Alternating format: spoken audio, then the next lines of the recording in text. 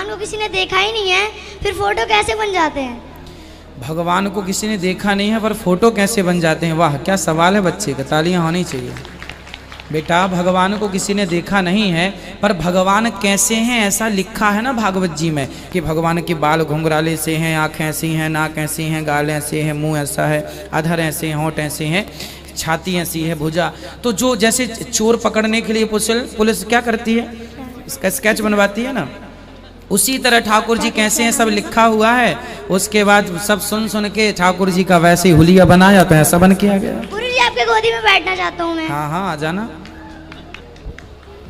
आपने बहुत अहम सवाल किया। अभी सुनते हैं डॉक्टर जाकिर नाइक साहब ने इसको किस तरीके से एक्सपोज किया और क्या जवाब दिया है। लोगों के दिमाग में जो गलत फहमी वो भी इंशाल्लाह दूर हो जाएंगी और आपके साथ जो गलत फहमी वो भी इंशाल्लाह दूर हो जाएंगी। कुरान में लिखा है कि उसके जैसा कोई नहीं है, उसके जैसा कोई नहीं है।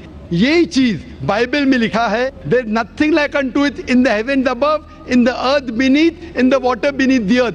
भगवान के जैसा मुमकिन ही नहीं कोई भी चीज आसमान में हो, धरती पे हो, जमीन पे हो, ना कंकर, ना पत्थर, ना मूर्ति।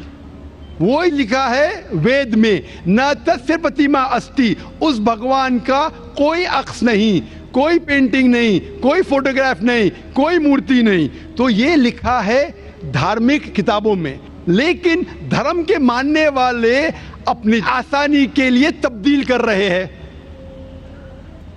मिसाल के तौर पे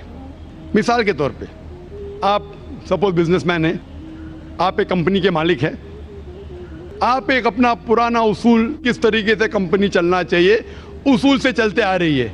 आपके कोई नई मैनेजर आते उसूल को बदल देते हैं, आपके उसूल के खिलाफ काम करते, बोलते क्या ये और बेहतर होगा, इससे मुनाफा ज्यादा होगा।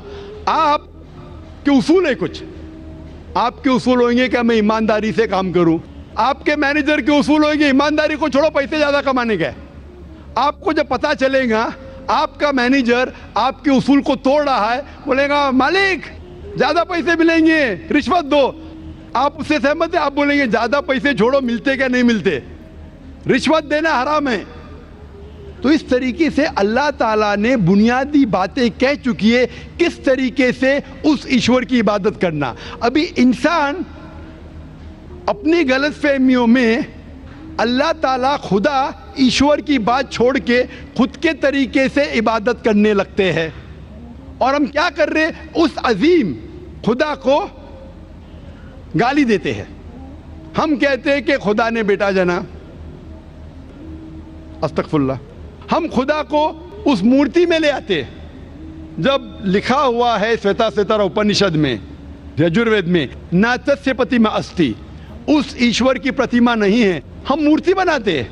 मिसाल के तौर पे अगर मैं किसी को मदद करता हूं और अगर वो शख्स मुझे जानता नहीं जाकिर कैसा दिखता है, मिसाल के तौर पे श्रीलंका में मैं एक स्टूडेंट को मदद करता हूं, रोज 10,000 रुपये भेजता हूं, उसको पता नहीं जाकिर के साथ क्या करता है, वो कॉकरोच बनाता है, कॉकरोच, और रोज सुबह को बोलता है जाकिर शुक्रिया। जब मुझे पता चलेगा उसने मुझे कॉकरोच बनाया, क्या मुझे खुशी होगी? भले वो मुझे कुछ खाली दिल में कहता था जाकिर शुक्रिया, काफी है, शुक्रिया नहीं भी कहता था चल जाता था, लेकिन मुझे कॉकरोच बनाया, इंसान से कॉकरोच बनाया। मुझे फर्क पड़े ना पड़े, वो तो बेवकूफ बन रहा है ना, कैसा बेवकूफ इंसान है। मुझे भले फर्क ना पड़ा, मैं दयालु, जान देना मुझे कॉकरोच में क्या फर्क पड़ा, मैं बोलूंगा क्या बेवकूफ इंसान है, क्या बेवकूफ इंसान है कि कॉकरोच के सामने झुक रहा है। तो इसी तरीके से खुदा ने हर मजहबी किताब में दिखाया हुआ है किस तरीके से उसकी इबादत करे, किस तरीके से उसकी बात माने। हम आते हैं और अपने तरीके से सोचने लगते हैं एनर्जी इज गॉड। कहां नहीं लिखा एनर्जी इज गॉड? आपने बिल्कुल आपके सवाल का जवाब खुद आपने दिया। आपने एक मिसाल दी कि हिंदू लोग कहते हैं नमस्ते। नमस्ते का लफ्ज किधर से आता है आपको शायद पता होगा। नमस्ते आता है इदम नममे से।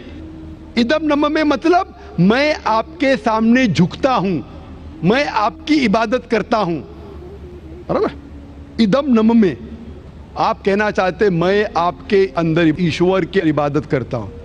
मिसाल के तौर पे वो आदमी चोर है, वो गलत काम कर रहा है, बलात्कार कर रहा है, आप उसको ईश्वर बोलेंगे? आप ईश्वर को इतना घटिया समझ गए? वो बलात्कार करने वाला इंसान को बोलते हैं आप ईश्वर है।